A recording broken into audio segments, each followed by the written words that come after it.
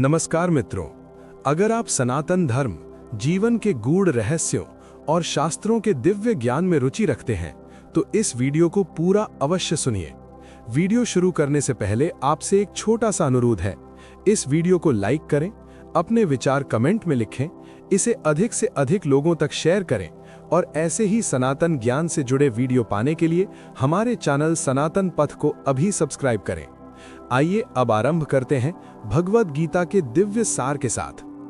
भगवद गीता मानव जीवन का ऐसा शास्त्र है जो केवल धर्म की बात नहीं करता, बल्कि जीवन के हर प्रश्न का उत्तर देता है।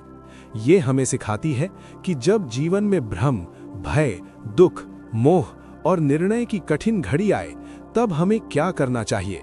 गीता का उपदेश कुरुक्षेत्र की युद्ध भूमि में हुआ, लेकिन इसका संदेश केवल युद्ध तक सीमित नहीं है, बल्कि पूरे जीवन के लिए है। कुरुक्षेत्र के मैदान में अर्जुन अपने रथ पर खड़ा है। उसके सामने उसके अपने ही भाई, गुरु, रिश्तेदार और मित्र खड़े हैं। युद्ध शुरू होने से पहले ही अर्जुन का मन टूट जाता है। उसके हाथ कांपने लगते हैं, धनुष गिर जाता है और वो कहता है कि वो युद्ध नहीं करेगा। अर्जुन सोचता है कि अपनों को मारकर राज्य पाने का क्या अर्थ है। ऐसा जीवन किस काम का जिसमें अपने ही लोगों का रक्त बहाना पड़े। ये अर्जुन का विषाद हर उस मनुष्य का प्रतीक है जो जीवन में सही और गलत के बीच फंस जाता है। तभी भगवान श्री कृष्ण अर्जुन को समझाते हैं। वे कहते हैं कि अर्जुन जिस बात का शोक कर रहा है वो अज्ञान से उत्पन्न है। श्री कृष्ण सबसे पहले आत्मा का ज्ञान देते हैं। वे बताते हैं कि आत्मा न जन्म लेती है और न मरती है।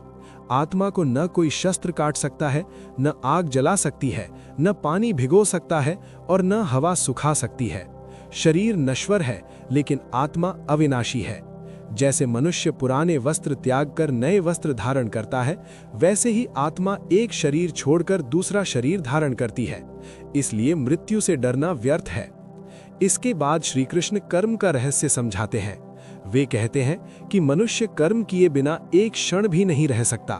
कर्म करना उसका धर्म है। समस्या कर्म में नहीं, बल्कि कर्म के फल की आसक्ति में है। जब मनुष्य केवल फल के लिए कर्म करता है, तब वो बंधन में बंध जाता है।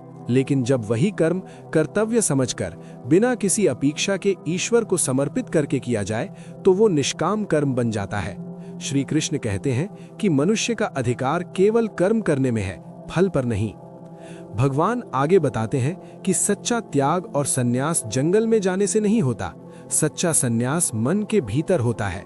जो व्यक्ति संसार में रहते हुए भी अपने मन से अहंकार, लालसा और आसक्ति का त्याग कर देता है, वही सच्चा योगी और सन्यासी है।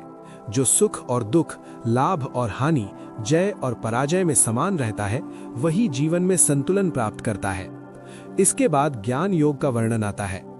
भगवान कहते हैं कि अज्ञान ही मनुष्य के दुखों का मूल कारण है। जब मनुष्य स्वयं को केवल शरीर मान लेता है, तब वो भय, मोह और पीड़ा में फंस जाता है। लेकिन जब वो आत्मा के स्वरूप को समझ लेता है, तब वो मुक्त हो जाता है।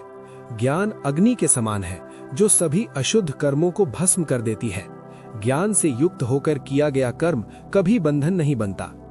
ध्यान योग में श्री कृष्ण मन की चंचलता का वर्णन करते हैं। अर्जुन स्वयं स्वीकार करता है कि मन को वश में करना अत्यंत कठिन है। तब श्री कृष्ण कहते हैं कि अभ्यास और वैराग्य से मन को नियंत्रित किया जा सकता है। जो व्यक्ति अपने मन को जीत लेता है, वही सच्चा विजेता होता है। ध्यान के माध्यम से मन शांत होता है और आत्मा का अनुभव होने लगता है। भगवान आगे कहते हैं कि वे केवल किसी एक रूप या मूर्ति तक सीमित नहीं है। वे जल में रस हैं, सूर्य और चंद्रमा का प्रकाश है, पृथ्वी की गंध है, अग्नि की ऊष्मा है और प्रत्येक जीव के हृदय में निवास करते हैं। संपूर्ण सृष्टि उन्हीं से उत्पन्न हुई है और उन्हीं में स्थित है, लेकिन माया के कारण मनुष्य उन्हें पहचान नहीं पाता। भक्ति योग में भगवान अत्यंत सरल और प्रेम पूर्ण संदेश देते हैं। वे कहते हैं कि उन्हें पाने के लिए बड़े यज्ञ, कठिन तपस्या या आडंबर की आवश्यकता नहीं है। यदि कोई भक्त सच्चे मन और श्रद्धा से पत्ता, फूल, फल या जल भी अर्पित करता है, तो वे उसे स्वीकार करते हैं। भगवान को केवल प्रेम और समर्पण चाहिए। जो भी श्रद्धा से उनकी शरण में आता है, वो उन्हें प्रिय होता है। इसके बाद भगवान अपनी विभूतियों का वर्णन करते हैं। वे बताते हैं कि संसार में जो कुछ भी श्रेष्ठ, सुंदर और शक्तिशाली है, वो उन्हीं की अभिव्यक्ति है। पर्वतों में हिमालय, नदियों में गंगा, वृक्षों में पीपल और मनुष्यों में श्रेष्ठ गुण, ये सब भगवान की ही झलक है। ईश्वर को देखने के लिए कहीं दूर जाने की आवश्यकता नहीं है, वो हर जगह उपस्थित है। विराट रूप दर्शन के समय अर्जुन भगवान का दिव्य और विशाल रूप देखता है, जिसमें संपूर्ण ब्रह्मांड समाया हुआ है। काल रूप में भगवान सबको अपने में समेटते हुए दिखाई देते हैं। ये दृश्य देखकर अर्जुन समझ जाता है कि संसार में जो कुछ भी घट रहा है, वो ईश्वर की योजना के अनुसार हो रहा है। मनुष्य केवल निमित्त मात्र है। अर्जुन का अहंकार पूरी तरह नष्ट हो जाता है। भगवान आगे बताते हैं कि शरीर क्षेत्र है और आत्मा क्षेत्रज्ञ है। शरीर नश्वर है, लेकिन आत्मा सदा रहने वाली है। जो व्यक्ति शरीर को ही सब कुछ मान लेता है, वो अज्ञान में रहता है, और जो आत्मा को पहचान लेता है, वही सच्चा ज्ञानी होता है। भगवान प्रकृति के 3 गुणों का वर्णन करते हैं। सत्व गुण से शांति और ज्ञान प्राप्त होता है, रजोगुण से इच्छाएं और कर्म बंधन बनते हैं, और तमोगुण से आलस्य और अज्ञान उत्पन्न होता है। जो व्यक्ति इन तीनों गुणों से ऊपर उठ जाता है, वही मुक्त होता है। संसार को एक उल्टे वृक्ष के रूप में बताया गया है, जिसकी जड़ ऊपर है और शाखाएं नीचे। ये संसार अस्थायी है। जो व्यक्ति वैराग्य, ज्ञान और भक्ति से इस संसार के बंधन को काट देता है, वही मोक्ष को प्राप्त करता है।